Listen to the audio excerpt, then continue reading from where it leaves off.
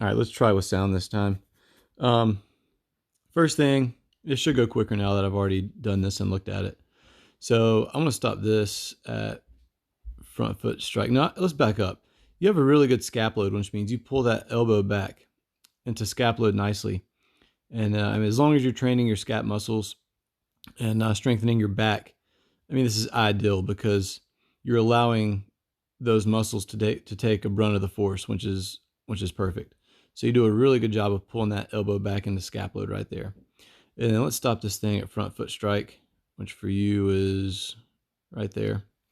The angle that you have with your forearm is perfect. And what I mean by that is your forearm, if it were completely vertical, straight up and down, whereas a lot of guys are, including myself, and this is something that I struggle with, you're not going to have as efficient of an arm spiral or an arm path. So I'll pause this for a second so I can go pull up one of mine.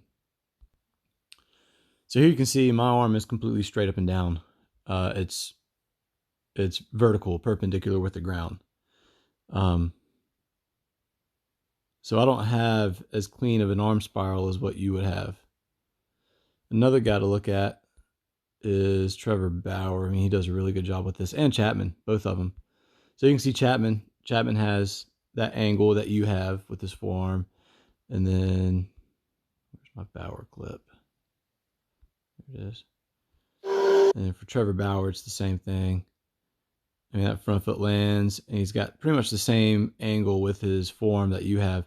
And another thing with Bauer, let's stop this and zoom in.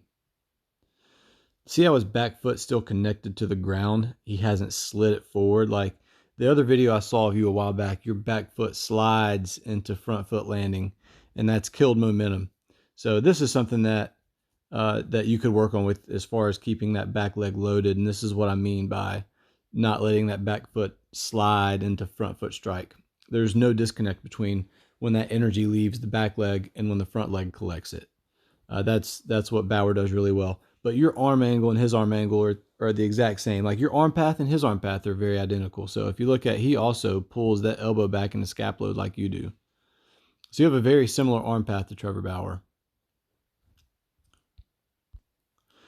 And the only other thing, and once again, before I continue, your hip shoulder separation is also really good. So you have your back shoulder, your shoulders are still closed when that front foot's the ground, which means your hips are starting to face towards home plate, and your shoulders are still closed off. So that's going to create that rubber band effect of energy. Now, the other thing that I think you could improve is, am I still zoomed in? No.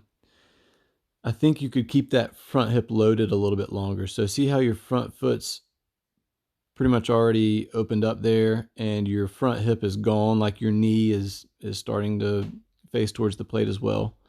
I think you could hold that front hip a little bit longer because that front foot and the front knee are they control the hip. So if they go, the hip's going to go. And just to give you a comparison of this, let's go look at Chapman. So before I even play this video, I mean, the thumbnail of it gives you an idea of what I'm talking about. So see how his front knee, front foot are still closed, and that front hip is still completely loaded as he's going down the mound? Right there. And by holding that until the last possible second, the hips are going to explode open a lot quicker. And when the hips explode open quicker, energy transfers up the kinetic chain faster. I mean, everything after that is going to be faster and more explosive. I mean, his separation is ridiculous. Look at his shoulder angle compared to his hip angle. But I do think you could hold that front hip like Chapman does here. And look at his back knee. See how his back knee is still over that back foot. It's not internally rotated yet, and then everything goes at the same time. So that is something I think you could do a little bit better. So yeah, your front hip just kind of glides open instead of explode open. So I think if you hold that longer, hold that front closed longer, everything will come through a lot quicker. But nothing major. I mean, that's not like a major fix.